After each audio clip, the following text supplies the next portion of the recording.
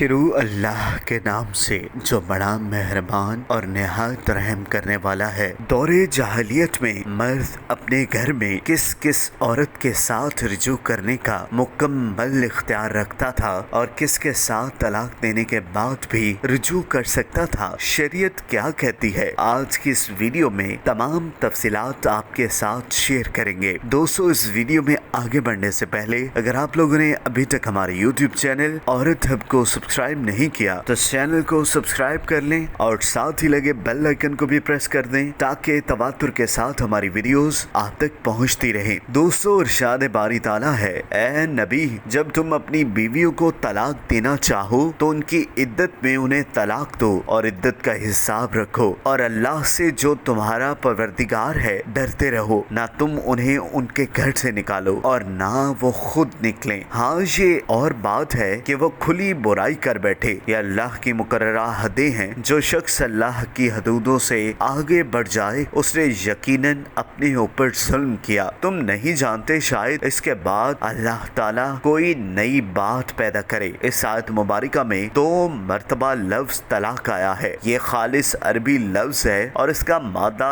تعلق ہے جس کے معنی دینا، عطا کرنا اور اپنی منقوحہ یعنی بیوی کو اپنے سے جدا کرنا ہے۔ یہ اسلام کے آئلی قوانین کا ایک اہم حصہ ہے۔ دور جاہلیت کے عربیوں کے ہاں صرف مرد کو یہ ایک طرفہ حق حاصل تھا کہ وہ جب چاہتا عقد و زواج کو ختم کر دیتا اور جب چاہتا رجوع بھی کر لیتا۔ ایسا بھی ہوتا تھا کہ ایک مرد اپنی بیوی کو 100 مرتبہ طلاق دے دیتا تھا۔ جب بحث نبوی صلی اللہ علیہ وآلہ وسلم ہوئی تو پھر آپ صلی اللہ علیہ وآلہ وسلم پر قرآن حکیم کا نزول ہوا اور اس طرح کے فسد و فساد قسم کی مجروحہ اصولوں کے خاتمے کا اعلان کیا گیا۔ چنانچہ قرآن مجید میں 4 سورتوں کی 21 آیات میں تفصیل سے اس کا ذکر آیا ہے۔ اس میں سورہ بقرہ کی آیت نمبر 9، سورہ نساء کی آیت نمبر 4، سورہ احزاب کی آیت نمبر 1 اور سورہ طلاق میں 7 آیات شامل ہے، جبکہ مدینہ میں آپ صلی اللہ علیہ وآلہ وسلم نے اس موضوع پر ایک مکمل سورہ طلاق کا نزول ہوا۔ ان آیات میں طلاق کے ایسے ضوابط مقرر کیے ہیں جو اس اقدام کے ہر پہلو پر حاوی ہیں۔ ان آیات کے نزول کے مقاصد 2 نظر آتے ہیں۔ ایک تو یہ کہ مرد کو طلاق کا جو اختیار دیا گیا ہے اسے استعمال کرنے کے ایسے حکیمانہ طریقے بتائے جائیں جس سے حتی الامکان علیحدگی کی نوبت نہ آنے پائے، اور اگر ہو بھی جائے تو ایسی حالت میں ہو جبکہ باہمی مکافات کے تمام امکانات معدوم ہو چکے ہوں، کیونکہ شریعت میں طلاق کی گنجائش صرف ایک ناگزیر ضرورت کے طور پر رکھی گئی ہے، ورنہ اللہ تعالیٰ اس بات کو سخت ناپسند فرماتا ہے۔ ایک مرد ایک عورت کے درمیان جو ازدواجی تعلقات قائم ہو چکے ہوتے ہیں اس کا خاتمہ ہو جائے۔ چنانچہ ایک حدیث مبارکہ میں آیا ہے، اللہ نے کسی ایسی چیز کو حلال نہیں کیا جو طلاق سے بڑھ کر اسے ناپسند ہو۔ دوسرا مقصد یہ معلوم ہوتا ہے کہ سورہ بقرہ کے احکام کے بعد جو مزید مسائل جواب طلب باقی رہ گئے تھے ان کا جواب دے کر اسلام کے آئلی قوانین کے اس شعبے کی تکمیل کر دی جائے۔ حضرت عبداللہ ابن مسعود رضی اللہ عنہ نے ایک جگہ صراحت فرمائی ہے کہ اس سورہ کے مضمون کی اندرونی شہادت یہی ظاہر کرتی ہے کہ سورہ مبارکہ طلاق کا نزول لازماً سورہ بقرہ کی ان آیات کے بعد ہو جن میں طلاق کے احکام پہلی مرتبہ دیے گئے تھے۔ روایت سے یہ بھی معلوم ہوتا ہے کہ جب سورہ بقرہ کے احکام کو سمجھنے میں لوگ غلطیاں کرنے لگے اور عملاً بھی ان سے غلطیوں کا صدور ہونے لگا، تب اللہ تعالیٰ نے ان کی اصلاح کرنے کے لیے مزید ہدایات نازل فرمائی۔ حضرت عبداللہ ابن مسعود رضی اللہ عنہ نے ایک مقام پر سورہ طلاق کی سورہ نساء القصریٰ میں بھی کہا، یعنی چھوٹی سورہ نساء سورہ مبارکہ میں ابتدا سے ہی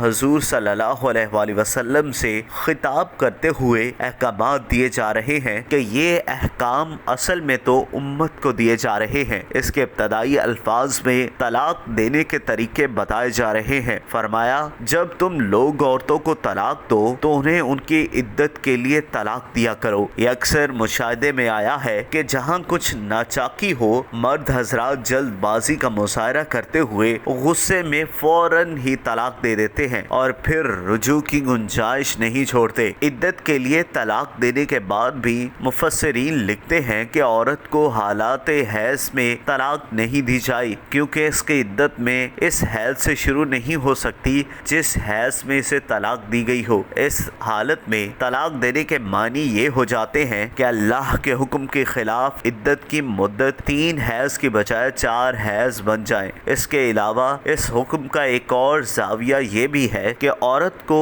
اس کی پاکیزگی کی حالت میں طلاق نہ دی جائے جس شوہر سے اس سے مباشرات کر چکا ہو، کیونکہ اس صورت میں طلاق دیکھتے وقت شوہر یا بیوی دونوں میں سے کسی کو نہیں معلوم کہ مباشرات کے نتیجے میں کوئی حمل قرار پایا ہے یا نہیں۔ لہٰذا آیت کے سیاق و سباق سے یہی منشا نکلتا ہے کہ اول حالت حیض میں طلاق نہیں دی جائے، دوم حالت ظہر میں مباشرات ہو چکی ہو۔ تفہیم قرآن میں لکھا ہے کہ حیض کی حالت میں طلاق نہ دینے کی مصلحت یہ ہے کہ یہ وہ حالت ہوتی ہے جس میں مرد و زن کے درمیان مباشرات ممنوع ہونے کی وجہ سے ایک طرح کا باد پیدا ہو جاتا ہے، اور طبی حیثیت سے بھی یہ بات ثابت ہے کہ اس حالت میں عورت کا مزاج معمول پر نہیں رہتا۔ اس لیے اگر اس وقت دونوں میں کوئی جھگڑا ہو جائے تو دونوں سے رفع کرنے کے لیے بے بس ہوتے ہیں، اور جھگڑے سے طلاق تک نوبت پہنچ جانے کے بجائے عورت کے حیض سے فارغ ہونے کے بعد کا انتظار کر لیا جائے تو اس امر کا کافی امکان ہوتا ہے کہ عورت کا مزاج بھی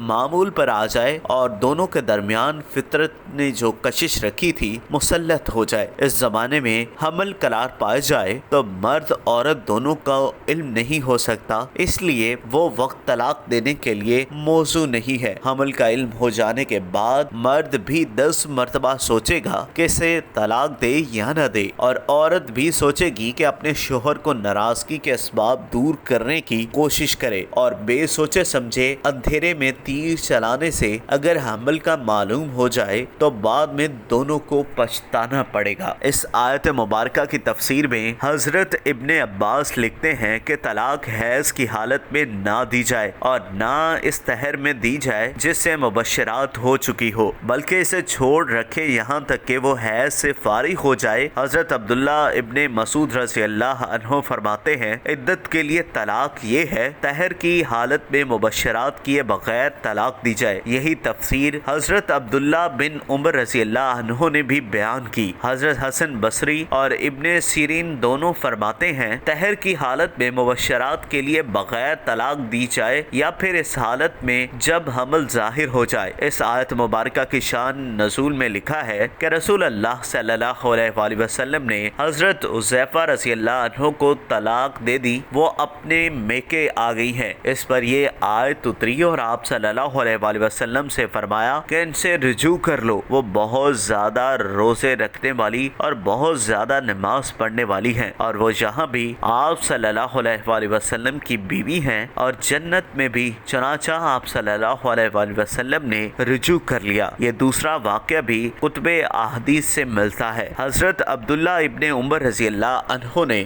اپنی بیوی کو حیض کی حالت میں طلاق دے دی۔ یہ واقعی حضرت عمر رضی اللہ عنہ نے